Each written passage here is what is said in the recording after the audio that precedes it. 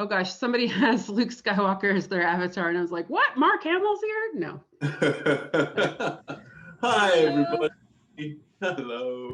Hello, and welcome to the Sid City Social Club for Friday, October 23rd. We're glad you're here. My cat has some things to say. You might hear her in the background. She doesn't want to be included. She wants to go outside, and she cannot. She's an inside cat. With that, I'll throw it over to Sid. Thank you very much. So the Halloween thing is going to be on Friday, the 30th. That is the poll of polls. It's and I really want to encourage people because I think there may have been one time when I was a kid when I dressed up and did something slightly different with myself, but I'm definitely a reluctant adult, and I'm gonna do something. So please, if you think, oh, I just can't, I don't dare, it's awful, do it. You don't have to do any more than this. Just if you just think that's just not my scene, I'm gonna make a fool of myself. That's kind of the point. Let's get all those fool of ourselves ghosts exercised. That's pretty much it. Otherwise, no big agenda. There's plenty of agendas in the world right now. I'm not going to add to them by bringing one into the Sid City Social Club this week. I think we're going to start things off with this exciting news that somebody we know is now part of the Royal Mail. I just was told yesterday, by mail actually. I'm on a stamp somewhere. I think in Britain actually. And look at all those other brilliant people on the stamps. Yeah, Star Trek stamps for Christmas. I think you get a choice in the UK this year, according to Colin, who's online as well. I just noticed him. It's either you can get stained glass windows or Star Trek guys. So I think the Star Trek guys might just edge out the stained glass window stamps. But I don't want to denigrate stained glass windows. There you go. First class, Julian Bashir. I understand that this now puts you on par with the Queen. We hang out together on the same piece of paper, and people lick the back of us. There's another set. So this big set is called the Star Trek characters, and as you can see, it's the 6 captains from the 6 TV series, and then Spock, just kind of in there, I guess, because he's Spock, he gets to be on everything. Yeah, and then British guys. Yeah, and then they're honoring British acting talent is the official log line for these. So we've got our favorite Doctor, and then there's another set that is movies, and it's again honoring British talent. But look who we've got. Oh, Mal from Generations. Wow, yeah. There's a trivia question in the making. Yeah. So if you want the collection there, the uncle nephew collection, you can find those on the Royal Mail's website.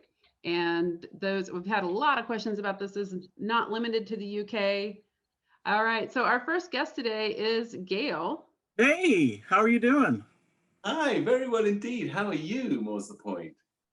Good. And I've been sitting here for 6 months, week after week, listening to so many newbie Star Trek fans, people who've just discovered the show in the last maybe 4, 5, 6 years. Yeah. And it occurred to me that they might like to hear from an old timer. And I'm serious about this. Had to go down in my basement and dig through boxes and boxes and boxes to find the photo album that had all my Star Trek photos. And so, oh yeah, look. So I found some pictures that we can reminisce about the good old days. The pictures I sent her, some of them were from that very, very, very first day that I visited the set when you were doing Past Tense Part 1. Yeah.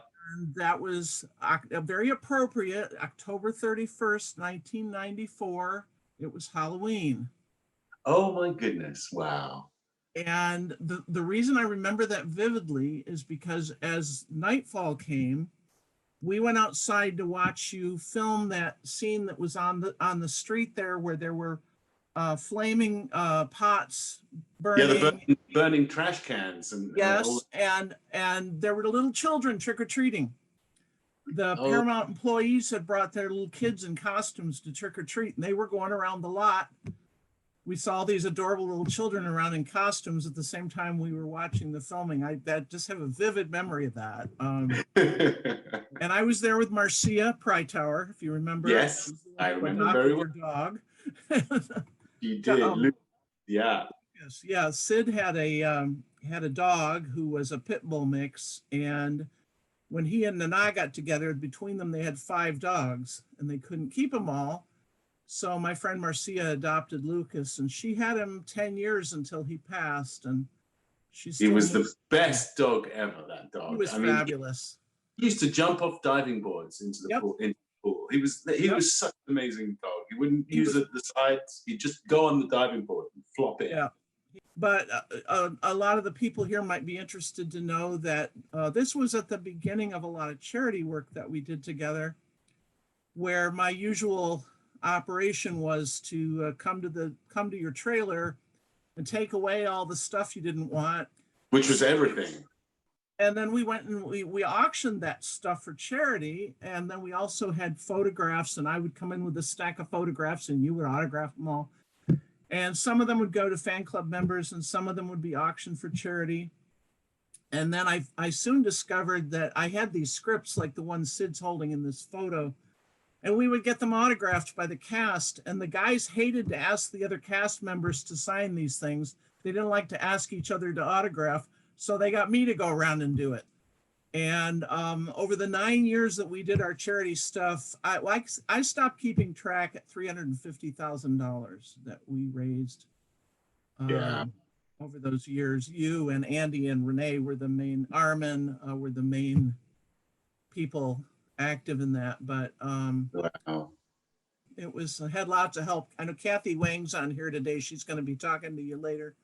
Good. And I couldn't have done any of the events we did without her, because she just ran around behind me cleaning up messes and taking care of things. It was the best. Who the hell is that? These are not in order, obviously. This jump forward now to about 2001, I think this is. Wow, I look a bit like my boy. I've never seen the kitchen that Sid built. That's your kitchen that you built. I did build that kitchen. It is true. Yes. Yeah. That was his do-it-yourselfer extravaganza. Yeah. And it's all wonky. Look at it. Some of those cupboards are leaning left, others are leaning right. Or is it maybe it's just the perspective of the photograph? Yeah, I think that's the perspective, the photograph. They were fine. Yeah, no, it was beautiful kitchen. Beautiful kitchen. Yeah, and I really wanted one of those chef's taps. So we got one of those cool taps that go right up in the air and come back down again. We made that kitchen and promptly sold the house and left.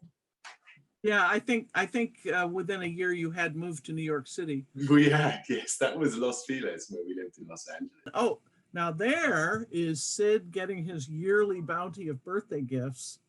I would try every birthday to show up in or around his birthday and bring him cards and gifts and other things from the fan club people.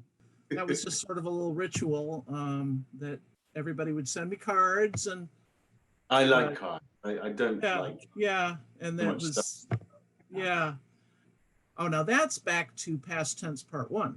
That is past tense. I remember that kit. And you were getting ready to go outside for the evening to film that burning trash can scene with Avery. And for reference, I'm not sure that I probably didn't change in front of Gail. That was probably just me readjusting myself just before we left the trailer. Yeah. You actually had a room in the back there where you could go back and take a nap, I think, if you wanted to. So. Yeah, I had one of those posh active trailers, you know. It was nice. It was a nice trailer. Yeah. And I was one of the first people to get internet art put into my trailer, which is such a prima donna thing to do, but I just wanted to game when I wasn't doing anything. Yeah, I remember. There you are. Just a few years younger than I am now. As am I. Yeah, that would have been 94 again. That was that first visit. Oh, there's your boy.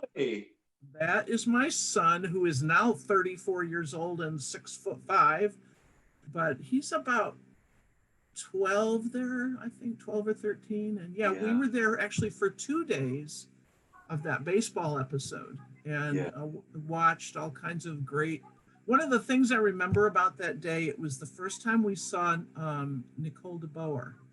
She had just come on as Esri. Right. And we didn't know there were two women. One actually one uniform said Esri and the other one said Dax because they'd gotten it wrong. Right. And one was the stunt double, and we didn't know which was which because we hadn't seen Nicole on the show yet. All dressed up to look like Poppy in China. Sorry? Poppy's one of the social club members in China, and she got all that together for herself. Oh, now that is the very last time I was on the set, and the reason we dared take a picture, I was there actually that day with Andy Robinson, and they were getting ready to break the set down. That's one of the last days that was actually even there. Right. And that's on the promenade. So Gail, listen, I don't think anyone really knows much about you, apart from the fact that you're old school, there from the beginning, grassroots. Tell us the story of how we met. What that would be kind of interesting. Yeah, I was a doctoral student at Arizona State, and I have my doctorate in media psychology. And I wrote my doctoral dissertation on fan psychology. And I was surveying and interviewing literally thousands of fans. I had been 4 years out on Michael Jackson tours, interviewing Michael Jackson fans, and I had just started to go to Star Trek conventions and collect surveys and interview people. And I met Siddig at a Star Trek convention in Wisconsin. And I remember I came up to the table and I handed you a packet full of articles that had been written about media fans. And the reason I did that is because he had given an interview to a magazine where he had said, oh, nobody's going to write letters to me that don't know me. Nobody will make a fuss over me. That's not going to happen. And I thought, oh, he's kind of clueless as to what this fan thing's going to be about. I better give him some stuff. So I handed you a packet of articles, and that led to later, I think we were in Seattle when we did an interview for my dissertation. And then the person who was running your fan club wanted an interview for the fan club newsletter. So then we did another interview for the fan club newsletter. And I think by that time I had completed my doctorate and was teaching at Arizona State. But that was when you said, I really would like to do some charity work, but I don't know how to go about it. And we started out very first working with Amnesty International. Yeah. But then we went on, and at some point, not too far into it, Renee got involved, Renee Aubergenois, and he wanted to raise money for Doctors Without Borders. So we sort of added them on. And then Andy Robinson was very involved in Save the Children. And then Armin always raised money for the Actors Fund. And we did a yearly event from 1994 until 2003. We did an event a year where we would do a big auction and a fundraiser, and we would divide the money among the actors' charities. Nana's brother had MS, so we gave a big donation to MS the year that she came, if you remember that. Absolutely. And, I think at one point or another, all the different actors were involved. Bill Sadler showed up at one of our events and did his own impromptu autograph signing and photo session. Yeah. He didn't know he was coming. He just kind of said, oh, I want to come, and showed up. And he's a super guy. And but we had J.G. Hertzler at that event, and we had, of course, Aaron and Max and Chase always supporting. And Aaron, of course, everybody probably knows, had eventually had 2 kidney transplants. And so he had a kidney foundation that he gave donations to, and we raised money for that. And so over that period of 9 years, I just sort of coordinated things. Kathy helped me. And then Joan Verba was the newsletter editor for your fan club. She's on here today too, I know. Yes, I spotted her. It was just, a big happy family. We had a lot of fun those years, and we did some good stuff. And how is your book coming? Because you are now a fully tenured professor in a field which you are probably one of the very few experts now. I published a book in 2018 called The Psychology of Celebrity. And Sid gave me a nice interview for that book, as did Renee, Aaron, Armin, Chase, and somebody else. Forgetting someone. Anyway, Andy.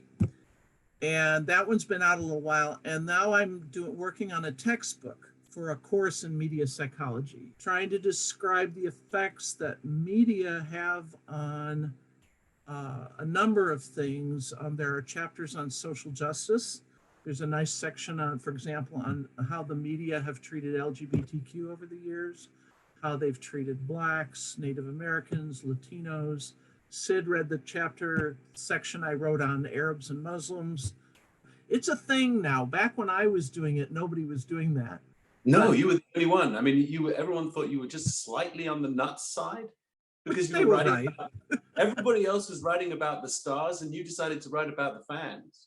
And that was a really interesting distinction that you made. And how do people, what happens when people form relations with the people they adore on screen? I mean, obviously this is not just Star Trek. Across the Michael Jackson, you couldn't have a bigger magnet for fandom. Right. Other psychologists who were looking at fans tended to pathologize the whole thing. These people are all crazy. They're mentally ill. They're this. They're that. And I knew that wasn't true because I had enough connection. I was a Star Trek fan as a child on the original show, and I knew it was completely normal social activity. So I approached it from a theoretical perspective of this is normal stuff. So what drives it? What are the motivations? And I mean, I would just go out to concerts and survey people on the street. And I went to 5 Madonna shows in 1990 on the Blonde Ambition tour. And I went to a whole bunch of Michael Jackson shows and just Janet Jackson. I went out on her tour. And the whole idea was to talk to real people. Well, truly groundbreaking, Gail. I mean, now everybody's doing it. I mean, not everybody, but it's a highly respected, much sought after course to get involved in. So anyway, Gail is astonishing and has been a really amazing contributor to, certainly made my life a lot richer. And the world of fan media relations is a fascinating one. And I thank you very much for chiming in and for showing us, taking us down memory lane. I sit here and watch every week. I'm here almost every week. Been fun getting to hear from everybody and really enjoyed hearing all your stories. And I just thought, well, it's my turn. I better chime in here. So thanks, Gail. Thank you. All right, we're going to Reznia next. Hello, Reznia. Well, how are you? I don't think I've met you before. No, it's my first time actually. Well, welcome. Welcome. Where are you? Well, I'm talking from Kolkata right now in India. Yeah, just give it, what time of day is it? Because it must be very late at night, very early in the morning. It's very late at night. 1 o'clock, okay. Wow. And how did you find us? What brought you here, Reznia? Well, actually, I was surfing through YouTube and suddenly I found one of your videos on Sid City, and I thought that let's look at it, and I really liked that thing, and I was very excited to meet you. Well, welcome. And what are you studying? I'm a science student actually, final year, class 12. And what's your speciality? Actually, I'm studying physics, chemistry, and maths. Over here, you have to study 3 subjects for class 12 for your final year in school. After that, you go for specializations and all that stuff. Right. So you're just finishing your final year in school before you go to university. Yes. Wow. How exciting. I'm a big fan of India. First time I went, I was, I don't know, 17, 18, something like that. I went for 3 weeks as on a geography field trip. Oh, that's nice. It's pretty amazing, isn't it? And it was £500, which was incredibly expensive. And only myself and one other boy at school could afford to go. My parents gave me a gift and let me go. And so it was, we had more teachers with us than we had students because it was really weird.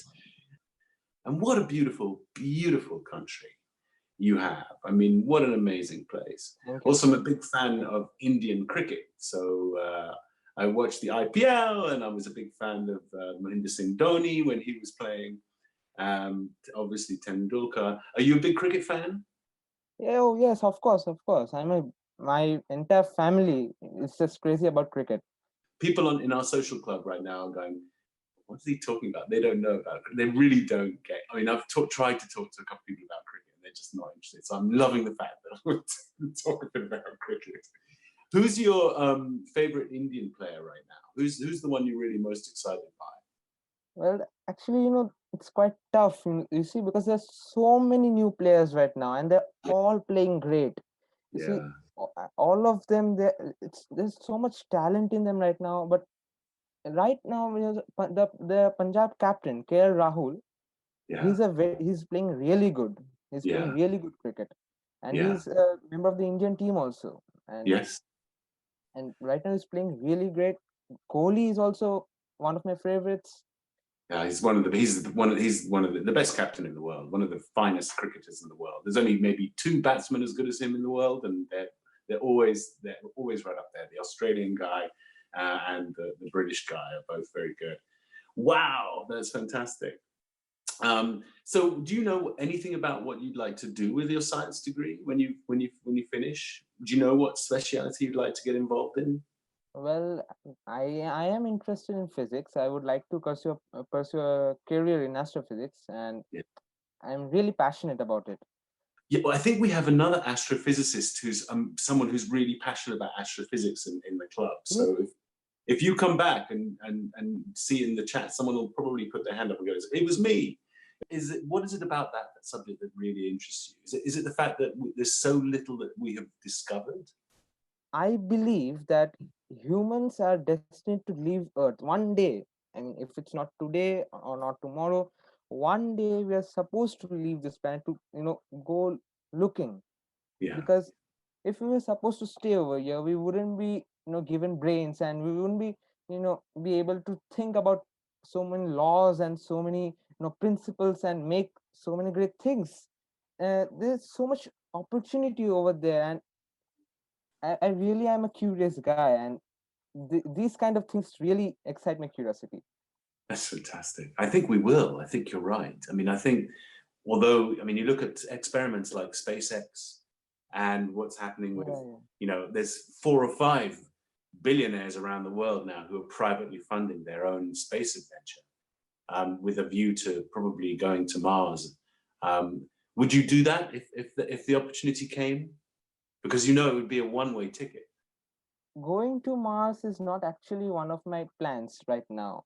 Wait a minute, why not? No, actually, what I want to do is basically, lay the ground for interstellar travel, and going to Mars actually is not one of my things on my bucket list. No, I'm not surprised. I was being slightly facetious, and I don't think you actually should be going to Mars. I think the experiment is the terraforming experiment, and that's really what that I think that might be one of the motives behind going to Mars. But I'm not 100% sure because it seems though that there are enough chemicals there to perhaps recreate a habitable space. But I still think it's at least decades away before they send people up there. Humans always have been very curious about these kind of things, and this quest to go to Mars has been actually fueled by the possibility of Martian life, and this concept of Martian life is what drove the people back then to start researching about Mars. And I see. I didn't really know that. But I think that also the probability of us being able to recognize each other is very low, because that would require that our sensory apparatus can perceive this other being from whatever, not dimension, that's too big a word, but dimension is a good one to start with. It may just be impossible for us to sense them because they're not, in the light sphere that we can see things at, or they're just too small or too big, or just completely inverted, completely invisible. So I'm more of the opinion that there's a ton of different life forms out there, but we just can't sense them. Does that sound logical to you? I haven't really floated. Of course. it sounds extremely logical, and even if we are able to sense them, the communication gap would be a very major problem to solve. Because, you know, there's all this information now coming out about what the Department of Defense in America have spotted what they see as unidentified flying objects, but not in the crazy way, which we all used to think everybody meant when they said they saw a UFO. But now it's sort of data-driven, verifiable. These are unusual flying objects of some unidentifiable, certainly. That it's very likely that there are lots of aliens and whatnot out there, but it's probable that they're just not very hostile. They're just leaving us to it, you know. And it could be a sort of prime directive type deal, because the Star Trek thing has a prime directive. You know, you do not interfere with other races, because certainly if you're going to change them. This was one of the things which I also heard, and it's very probable too, because see, if there are images, then maybe there is something which needs to be, learned about. Yeah. What is holding us back right now is basically lack of information. Well, Rajnil, you know, it could be like Professor Steva, who came on just before you, I was talking to before you. You might find a new subject that hasn't been really explored very much. And it could be in the realm of interstellar travel and what we might find there, how we can address our expectations. Because right now, it's always been treated as a crackpot thing for people to do. You know, you're nuts if you do this. But just last month, I was reading an article which said that scientists are beginning to take this stuff seriously for the first time. So there's an opportunity. I wish you enormous luck. Please come back and talk to us. I'd like to hear more about your family, and I want to talk about your favorite food and all sorts of other things, because my favorite food in the world is probably Indian. So thank you for coming on, and we'll talk again soon. Thanks, Reznia. It was so lovely to meet you. All right, we're going to go over to Beth. Oh, hi. There she is. Hi, Beth. How's it going? Oh, very well indeed, thank you. Beautiful. What is it? Looks like Pussy Willow. Yeah, this is something I got from Goodwill for like $10 several years ago. We've just been too lazy to change out our decorations. It's gorgeous. Are you kidding? Thank you. It's lovely because it's so huge. I think it's an IKEA original. It's really lovely. It reminds me, actually, I've got to get a photo for Christmas for my wife, which just note to self. I don't think she's online, so I'm not spoiling anything. But I wanted to get an old photo of her with her last dog who died last month. So I got to get that done. It's one of those things you have to do right away, otherwise it doesn't happen because Christmas backlog, etc., etc. Yes. So where are you? So I am just west of Portland, Oregon. Oh wow, lovely, yeah. Lovely world. I mean, lots going on. Yeah, we're an anarchist jurisdiction apparently, which is news to me, but you know. How's it all been? Because you've been through the helter skelter emotionally there. It's been it's been interesting. It's been interesting. It's especially interesting watching the news and sort of being gaslit about our own city. I mean, I don't want to get too much into politics, but I mean, things have not been as chaotic here as maybe the news has led you to believe. Yeah, I figured that was probably true. And how are you particularly? Specific? Okay, it's been interesting. I worked at a very large corporate job for about 10 years and then quit my job a couple years ago and maybe sort of didn't see this whole like pandemic economy crash thing going. But I've been having fun for the last couple of years. I've been taking my dog around to science museums and taking pictures of him with space artifacts and posting them on Instagram. He's like the nerdiest dog on Instagram. So I have pictures of him with like the Apollo 11 command module and Atlantis and all these other places that I have permission to take him because he's not a service dog. Oh, so that's been really fun. Oh, you'll have to send some in so that we can. Yeah, see absolutely. Them. Please do. And yeah. what did you become disenchanted with the corporate world? And is that why you quit, or did you have? Don't answer if there's something personal. I think that was definitely a bit of it, and then just sort of like the things were happening that I wasn't super excited about in my job. It kind of like pivoted to a job that I wasn't really hired to do. So, you know, I decided I'd try and find something else to do. Yeah, yeah. Because I think that for all the terrible things that COVID has done to us and will continue to do to us, I think one of the good things it is a check on the corporate world. This is a line in the sand for them, and they're going to have to learn how to be a little bit more accommodating to our human needs, especially people who should be at home more often, and people who shouldn't be worshipping at the shrine of the dollar. You know. Yeah. I think what this COVID thing has done is send people back home to their loved ones to re-engage and re-engage with their space, you know, their domestic space.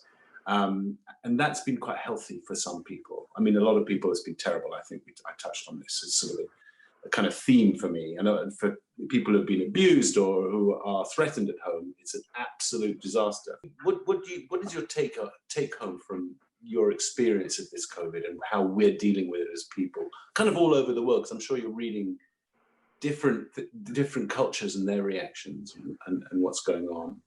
I think it was something predictable that we could have seen coming and hopefully have done a better job at. But you know, hopefully we'll make some big changes in a couple of weeks and we'll improve on things. I feel personally very lucky because I live with a really awesome partner and he loves his job and can do it from home. So that's worked out really well for him and for us. His job is not going away anytime soon. So that's Good. kind of, yeah. And then it's been nice to be at home. Like usually I'm traveling for a few months a year, just driving around, taking pictures of my dog. So we can't obviously travel right now. I mean, I see a lot of like influencers doing road trips and stuff. And I'm like, no, we can't. No, like even if we physically could, I don't think it's right to promote that. So I'm just kind of like playing around at home and posting some old pictures and making him some costumes and, you know. Oh, what sort of is he? He's a whippet. So a little bit, he's actually right here. I don't know if you can see him. Oh, there you are. Hi. Yeah. So he's like a greyhound, but a little bit smaller. He's about 40 pounds. We also have an older dog who's a 15-year-old dachshund mix, and we have a really old cat who's probably somewhere around 20 years old. Oh, that's so cool. Yeah. Yeah. We just got a puppy. We had an adopted puppy from a refugee from the hurricanes in the south. And we could only pick him up at 4 a.m. in a supermarket car park. That's not sketchy. Yeah, an hour because they kind of go there. And so all these kind of illicit dog lovers were arrived at the car park in the middle of the night to pick up all these puppies. And you heard all these people in the darkness go, oh, she's so sweet. He's so nice. And these dogs going crazy because they met their new partners for the rest of their lives. Obviously, going from museum to museum or from some special place with your dog there, taking photographs to memorialize that is something you love to do. What do you do as a family with the dog and your partner? As a family, we like to take them to the beach and let them run around, play in the backyard with toys. We live about an hour away from the beach, so it's not too, we haven't gone a whole lot because it's been crowded. But in Oregon, we have these big, wide open beaches on the Oregon coast, and all of them allow dogs off leash. One of the important things is, because people say you should always walk dogs, and you must, obviously, but you need to let dogs run. Yeah. I mean, you just go, so that they're not built for walking at a human pace. They're just go. So it's always really cool to do that. So agility sounds like and the beach, of course. Yeah, I think it's fun to give every dog something fun to do besides just walking around the block, even if you're just teaching them tricks or whatnot. Dogs like engaging with you and doing stuff with you. You gonna dress your dogs for Halloween? I'm making him a Star Trek costume. So I made my own like DS9 costume, and I'm making him a little science ensign costume, and I got him a half-size communicator. So since we can't travel, I bought a green screen, and I've been thinking about doing a series that's just like the two of us in front of a green screen visiting like different places. And the joke will be that we'll time travel back to 1992. So, that's a great idea. So I'm kind of planning that. If you're free in a couple of weeks, come to our Halloween party. Absolutely. and hopefully he'll be all relaxed about wearing his Star Trek costume. Yeah. So I think we'll do a bunch of pictures. I thought about having him like put his paws up on me and doing it like in front of the Eiffel Tower and being like, we'll always have Paris, and just silly things like that. Surprise us. We'll see how it goes. Well, listen, Beth, I'm so happy to have met you and your lovely animal over to your left there. She's asleep, I think. She's fast asleep. And hopefully we'll see you at the Halloween party. And please send us some photos and come back. Give us a little tour of all the places you've been, because that would be a fun, interactive. I would love to do that. And share it, because especially for the people who don't live in America, it'd be interesting. It's like a kind of virtual tour of the States. Yeah. Well, thank you very much for letting me talk to you today. Oh no, it's lovely to talk to you. It's lovely hearing your voice and what you have to say. Thanks, Beth. And Cooper. Am I saying it right? Is it Cooper? It's Kuiper, but he doesn't care how you say it. So. Yeah. So next we're going to Anthony. Hi, Anthony. It's good to meet you, my friend. You too, my friend. What a cool room. You got some rock memorabilia there. I got at least Weezer. That's that bit I got. Oh yeah, we got some Weezer eyeliners that's autographed from the band Offspring from '99. The sign that they autographed, we got backstage for that, is over on the other side. But it's essentially a recreation of my college room, but much larger than that tiny little spot. Cool. It's really great. And big Simpsons fan, I can see. So, yeah, Simpsons, but more Turtles. Oh, Ninja Tees. Absolutely. You seem too young to be into the Ninja Turtles, man. That's an 90s, early 90s thing. I'm 39. I actually have to retire the shirt coming up on my next birthday. I have one that's I'm actually in my 30s in the TMNT, like the Ghostbusters one. And I'm trying to find somebody worthy to pass it down to. So. Are you a big Ghostbusters fan? The first movie? Oh yeah, Ghostbusters. The original is my number one movie, and then the original Ninja Turtles movie is my number 2 movie. But the rest rotate depending on whatever. I'm a huge fan of the first Ghostbusters movie. I just remember all these lines. I mean, everybody does, that's really cool. Where are you? I'm in Pittsburgh, just outside, and there's like 78 or 80. I don't know. We got a bunch of different neighborhoods, and I'm in one of the ones of the South. So if I have a little bit of a Yinzer accent from time to time, that's where that's from. I wouldn't know. You could slap me in the face with it, and I wouldn't know because I'm from. Yeah. If you go probably a mile down the road in Dormont, there's a lot. Like, hey, guys, you're gonna have some go get a sandwich down at Pappy's. Yes. Are you alone? Are you? What's your COVID? Oh no, my wife is over here hiding. She's a fangirl, so she's afraid. I occasionally see an arm floating into the side of the screen. She has no idea. There you are. Hi. Come on in. You're so welcome. It's really good to meet you. What's your name? My name's Dina. It's lovely to meet you, Dina. And we literally just saw this on the edge of the screen right here. All right, I was back there giggling, and yeah, I've been to a few of these, and he was off today. He's like, I'm going to talk to Sid. I'm glad you did. I'm really glad you did. But during March and April, when everything was shut down, it was really slow because we do. I work at a call center doing workforce analyst stuff. Right. And so I'd have my laptop here, working, and I was getting maybe 5 or 6 emails per hour, and it was lovely. I could sit here. So I had Netflix going up in the background, burned all the way through, burned through all 7 seasons of TNG, and then the first 3 or 4 of Deep Space Nine. And then she's like, "Oh, I'm not following along." I'm like, "It's because you got to watch it from the beginning." So I think the virtual ones are really nice because sometimes, they're really far, and it's just like be able to say, "Oh, you got to go downstairs." And yeah, they're really far, and it's, they're expensive, and so it's nice to be able to watch it online. Absolutely, absolutely. And you kind of get, you get more, I mean, certainly in this club, you get even a bit more engagement if watching it than you would if you were sitting in line for 45 minutes, getting your autograph, going, hi, thanks, and moving on because someone else is behind you going, come on, I need my autograph. Yeah. It's more It's fun. so great that you're doing this for the fans. So It's really fun for me. I mean, how can this not be fun? Because I get to meet so many people, but also this group on the side here, they're chatting in the side of the screen. They're all just getting involved and chatting about stuff and connecting and making friends and making plans and doing this, that, and the other. And that's kind of what it's really about. I love that part of it. You get to lurk. That's also allowed. You know, you're allowed to just have the screen off and the microphone off and just listen to it like the radio. Right. Like weird talk show.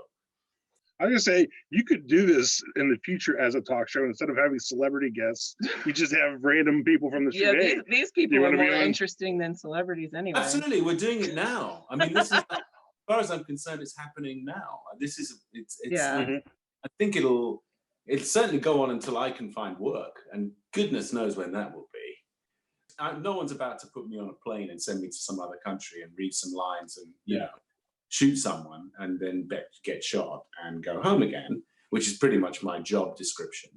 I love it. Sometimes I'm a bit tired, but before I start. But actually, as soon as we wind up and people come in and say hi and boom, it's like going to a party you never really intended to go to. Yeah. And that's basically what it's like for me. I love that. Have you got plans for the next few months? Have you got figured out how you're going to negotiate the next few months? I mean, thank goodness, Anthony, you're working, so that puts you in a relatively okay place. You don't have to worry about the bottom falling out of your world. Since March, I've filled up my tank twice. Yeah. So I'm actually better off now than I was before. Yeah, of course. Yeah, we both work from home too, and we're both not going anywhere besides like the grocery store, and I visit my mom like once a month. Yeah, and plus now I get back 10 hours a week from not having to commute. Yeah, absolutely. I mean, it's fantastic. I think people should have the choice to do this for like the long term. What do you both miss most about this COVID thing? What do you, because obviously it's changed your lives, probably for the foreseeable future. Concerts. Yeah, concerts. Yeah. I miss going to the gym. I was a gym rat. Now I have an exercise bike in the attic. Not the same. Not the same. No, but I'm not about to go back there. Yeah, one of the clubs in Pittsburgh, smaller place. It was an old movie theater, a really smaller place that would get some national, but not huge acts. Maybe 300 people in. Yeah. They actually shut down. Saw Me First and the Gimme Gimmes there. The Living End out of Australia. If you ever have a chance, if you've never heard of them, check out The Living End. You'll love it. I got to write that down. The Living End. Only cool people know about them. So that's very cool. They're Aussie band. Yeah, I like a variety of stuff. I mean, some of it's more commercial, some of it's very indie. My Name is Jonas. Great. The Blue Album is bomb. Great song. Yeah. Well, listen, it's lovely talking to you both. Come on back, and if you've got something you want to share with us, bring it on in. Hopefully, you'll come to Halloween and we'll have some fun. It's going to be kind of weird, but that's what we do. Thank you, both of you. It was lovely to meet you and see all of your very cool memorabilia. All right. And up next is Grecia. Hi, how are you? I'm very well. How are you? Great, thank you. Thank you. You have this a tapestry behind you, or what looks like a tapestry. Like it's actually really big. I have no idea where it's from, what it is. It's older than I am, and definitely is. It looks either French or English, probably 18th century, like 1760 or something like that.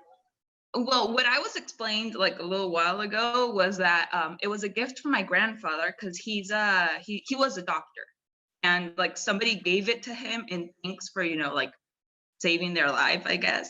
Yeah. And it's in Spanish, I know the name is called gobelino. Oh, well, No idea how to say it in English. Yeah. So I mean, I think it's really nice. Absolutely. And where on earth are you? I'm in Peru. I'm in Lima. Oh, wow, fantastic. How is life in Peru at the moment? Well, we're actually starting summer right now, so it's good. We had a really strong winter. You hope the fun is about to start. Oh, well, I mean, inside fun, in my house and my little garage. That's it. Do you cook? Do you one of the cooks? Do you rotate? I am so bad at cooking. I am terrible. I suck. It's insane how bad I am at it. Why don't you just tell us all exactly what you think? Well, I mean, I really like baking. Cooking, not that much, but baking, I really like it. But it turns out no matter how much you like something, sometimes you're just not good at it. Yeah. And that's me in baking. Actually, Peruvian culture in general is very proud of their food. Like, we're like, no, we have so many good foods. Everybody eats really well, everything like that. So when I say I don't like to cook, it's not only like, oh, my dad likes to cook and I don't. Everybody's like, wait, so you're just going to disappoint your country. Okay, fine, no problem. I've never been to Peru. I've never been to South America, which is a kind of, that is almost criminal. It shows a criminal lack of curiosity. Especially when I was living in Los Angeles, because it's not very far to just hop over Central America and fall out of the sky into Peru. And I didn't do it. But my girlfriend, when I was a youngster, when I was in my early 20s, she was a stage set designer, a really glamorous girl. I was totally in love with her for a little while, like everybody is for a little while back then. And but she was a brilliant artist, and she went to Peru. And she came back with this piece of driftwood, which was like really weird shape. But what she'd drawn on it was a procession of basically mainly women that she had spotted out in the hills in Peru. And it was amazing because the way they dressed was so, they had a hat, which we called in England a bowler hat. I don't know what they call it in Peru, but they all wore this black hat, and they had this colorful top and a big scarf around everything, and this big billowing dress skirt at the bottom. Do people still dress like that? Because it is so beautiful. I mean, I guess she probably went to Cusco or one of like those, like Machu Picchu. Did she visit Machu Picchu? Because that's where everybody's wearing those type of like really festive traditional garments. Yeah. Like people still wear a lot of them. Like if you go to the Peruvian highlands, a lot of people wear them. That's where it was. It's more of a something that you put on, like your special Sunday outfits, something like that. Right. You put on for special occasions. That mostly religious. I love it. I love that look. Those women look so dignified and so strong, and I just thought she didn't give me any, she drew everything, so she didn't choose to draw the boys, the men, but she drew the women, and that was amazing to me. What are you up to? What's going on in your world? What are you college, or you started out in life? Where are you at? I already finished. I studied fashion design, but wow. I don't work in that. You don't like it? No, I love it, but I don't work in that. I work as a model agent, and for a modeling agency here in Peru. My goodness! So you are someone who knows what beauty is. Are you honestly, like a scout? Like I've been at this agency for like 3 years, and I'm like completely I'm just like, okay, you would work for like commercial things. You would work for, but honest beauty. I'm like, no, I can't see that. It's just like business type of things. I really like the project, and we're doing really cool stuff. We're actually getting like, Peru is still very like most Latin American countries, very traditional. Yeah. So it's like you have this type of beauty, and women are supposed to look like this. Men are supposed to look like this. And my boss doesn't think like that, neither do I. So we're like, no, we want plus size models, but real plus size models are like double XL, 3XL. I'm sorry, I'm stuck in Spanish. That's so great. That's so great. No, this is great. You're doing something really important. You're doing something that's really really important, and no one has had the courage or the imagination to do it. And that's so fantastic, because beauty is really difficult to pinpoint. So continue. It's super interesting, and I like that it's very like whatever we think about, we just like start doing it. It's not like we have to talk with management. It's just us. So if we want to do it, we do it, and that's it. And so everybody thinks that they were around when something started, but actually it started way before they were around, and we just happened to be there. So I think of the sort of 70s and 80s as a time when modeling changed, when the whole business changed from this absolutely perfect kind of Elizabeth Taylor look to kind of slightly quirky, and that, you know, kind of when everybody wanted to look like a boy when Twiggy came, and then that was a disaster for women. And then Kate Moss did exactly the same thing, and it was like, oh, you know, I have to fit into something that tiny to exist in men's eyes as a thing of beauty. And I think, I'm not sure, but I think recently, and certainly since the early Benetton ads, because Benetton, as a person of color, I used to really appreciate the Benetton trek, because their commercials were all full of different colored people.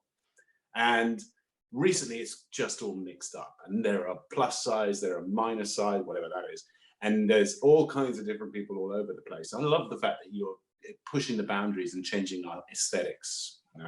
Because the art in Peru, the South American, it's gonna be generic, because it's not really based in Peru and not really based in any particular country. It sort of predates the borders. It's so beautiful and so interesting and so geometrically striking. My favorite artist is a Mexican artist, and that, as a matter of fact, but it still has all that geographical area shares that. Those triangles and those ancient artifacts that you guys love. I used to love. I mean, it was that native South American. Pre, Columbus. I wasn't going to say, yeah, pre the white guy arriving. In recent years, that whole idea of what we think is precious of our culture has shifted. So we're really into like what's our pre-Columbian, I think, like history, or Incas are the native Peruvians here. Yeah, I think it's interesting too. What is the Inca, the progeny of the ancient Inca, but whoever is around now? What is their thing? What are they? How are they represented in Peruvian society? Do they have a political voice? Actually, the Highlands, which is where it's prevalent, is very Catholic in itself. Right. And we've got a lot of important Catholic events that have sort of merged with ancient Incan events. And that some of them are like celebrated like on the same side. Some of them are like venerated on both ends. You say hi to God and then hi to the like Viracocha, which is the other God. It's interesting how they've mixed. I think that's really interesting. I mean, I'm a big fan of mixing. I'm a big fan of people taking stuff of each other and giving stuff to each other. And I think that's what other people should do for each other. You should always like go, this is my stuff, take what you want, and and I want this from you. And I think that once we do all that, that's real interconnectivity. It's not the same as assimilation. It's actually keeping what you do and adding to it by bringing in something cool from the other culture. They're doing. Oh, sorry, I'm cutting you. Go ahead. I love being cut off. But that's what we do in our cuisine. Like we have Peruvian Japanese, Peruvian Chinese cuisine. We have a lot of like even Italian foods. Like food is, I don't know why, but at some point in life, we all decided, you know what, food is going to be our thing, and we're going to make it really good and really awesome, and that's what we're going to focus on. And our like Peruvian fusion is really good, and that's I think the best like intercultural type of things that we've gotten. The Japanese and Peruvian food mixture is called Nikkei, which is like our mixture, and it is so good. It's honestly delicious. And our Chinese food is also really good because it's got like all the really good Asian spices. Yeah. But with our Peruvian type of like flavoring going around, and it's delicious. So I think that's the best way to Food express it. is the perfect metaphor for this kind of subcultural mixology that I'm talking about. Because we're always talking about race as if somehow we need to be threatened. And we're talking about gender, and we're talking about all these things which create these tiny little subcultural splinters in society. We all have something interesting to give each other. And food is the perfect metaphor because, yes, when you fuse it up, it starts to get really cool, really interesting. And when you leave it by itself, it's kind of, yeah, okay, we've had enough beans. We're done with beans this way. I don't want them again this way. So I thank you for introducing that, because that's a really good point. Thanks for taking some time to talk to us, Betty. It's really lovely getting to know you. Come on back. Tell us and tell us a bit more about your modeling interest, or what, I mean, the business side of what you're doing, or what you're interested in. And hang out. I just want to talk about the tattoo. What's the tattoo?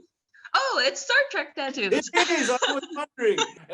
Oh, it's very cool. I was gonna say, but then you would have gone, no. This is an ancient Incan. How dare you? Thanks, Tricia. But also, can we see the Lord of the Rings tattoo, please? Oh yeah, that's got to get that on camera. Yeah. I mean, it's really tiny though. So this one, can you see it? Oh yes. Yeah. All right, thank you. It's lovely to meet you.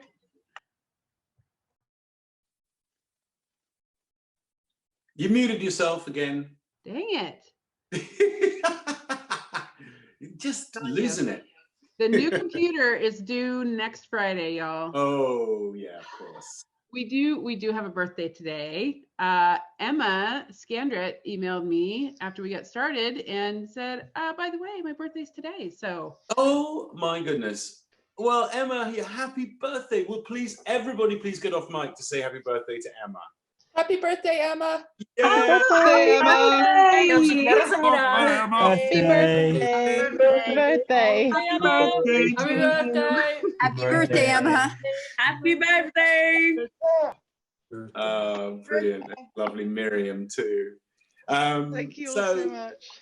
There you go. It's weird. You don't realize they're all here, but boom, unless you're looking at the chat. I think that's the most people I've ever had wish me happy birthday. That means a lot.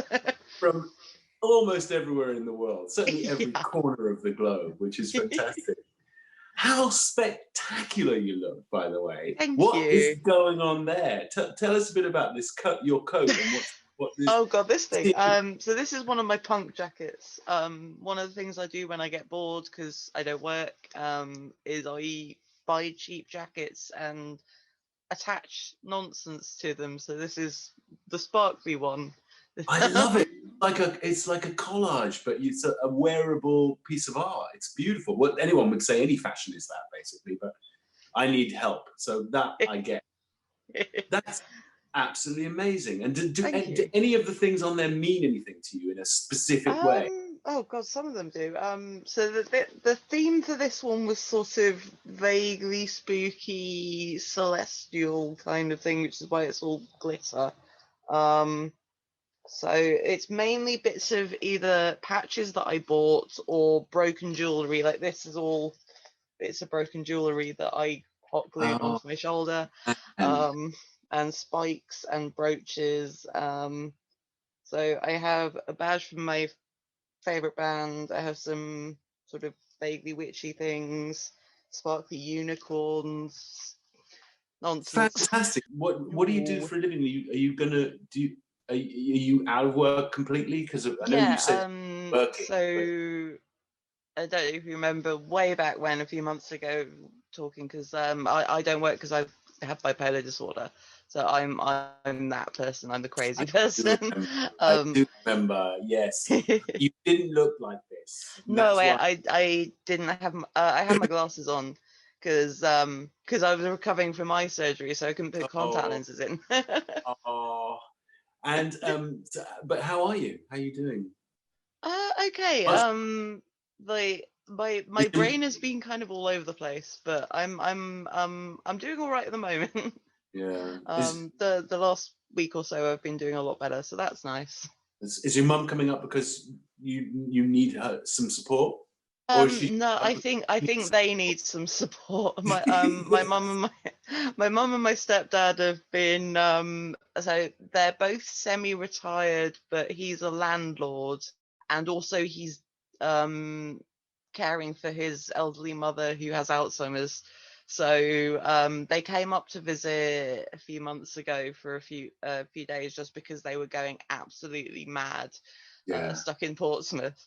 I think they wanted to come up today, and it was like, but I've stuff. I've been doing things, mother, because my parents love just going, oh, we're coming up to visit now. I'm like, okay, thanks.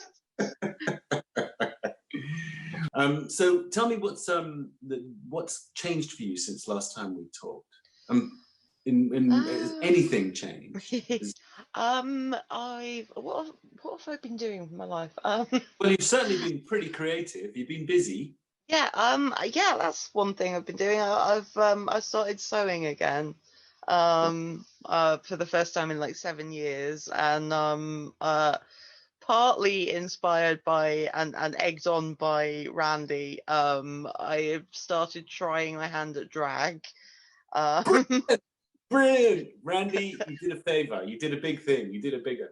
I did. I mean, I did it in my in the living room. I got my housemate to hold the camera for me, and I threw glitter at them.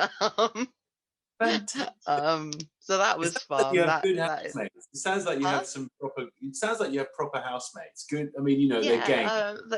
I'm really lucky in this house that I get on really well with all of them. How did you find the house? How does it work? How did you guys find each other? Funny thing, actually. One of my best friends used to live in this house.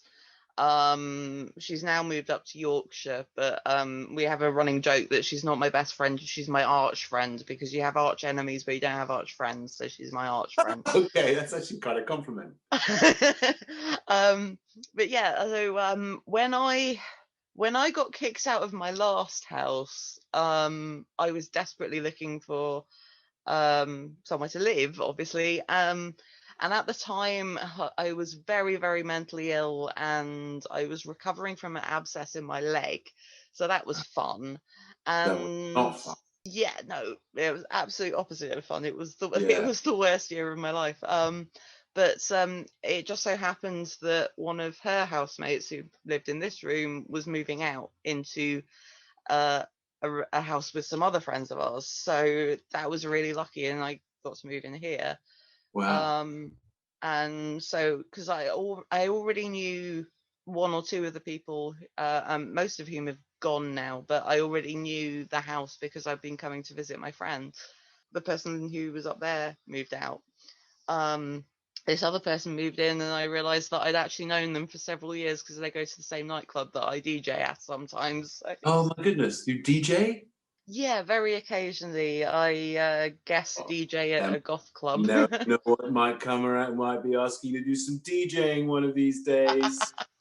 Tell me something, because it might be useful for someone else, so I'm going to ask it because it's a slightly personal question. Sure. But when you get into with a new group of people, and given that you have bipolar disorder, do you feel you have to say, this is what, do you think you have, not obviously not new friends and strangers and stuff, but we're going to live together, because one of these days you might actually need to know this about me so that you can help me. Yeah, like when I'm moving in with people, I do tend to tell them, and like to begin with, I didn't tell, like, I mean, as I say, I don't work at the moment, but to begin with, I didn't tell people that I had it, and then after things went wrong several times, I did start telling people that I had it, and then still things continue to go wrong. So so would you suggest to people who might have it but haven't necessarily been diagnosed and don't really know, but they know things are going whoop, from time to time, would you suggest that, obviously, you know what, if they are diagnosed, if they know, would you say that a full disclosure for people you are around on a consistent basis, like your work colleagues, your boss or whatever, if you're working in a restaurant or a cafe or something, and people you live with is probably a smart move, or are there pitfalls that you should watch out for? Yeah, generally it does help. Some people are kind of terrible about it, but the only thing you can really do is tell them and explain what it's actually like. It's difficult because it is one of those conditions that, like, mental health conditions that people are more aware of, and so people think they know what it's like. And you know, they've seen one documentary by Stephen Fry, and then they think they understand what it's like. And how do you explain it? I tend to end up just explaining like the worst possible things that can have happened.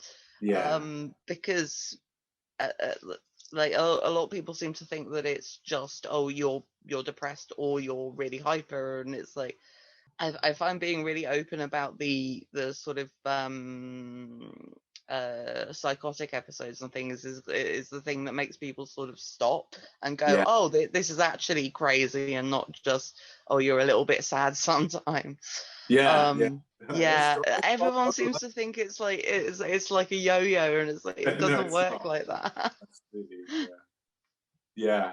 That's really useful, because I think that I think a lot of people don't know how to negotiate that element. That's one of the hardest things.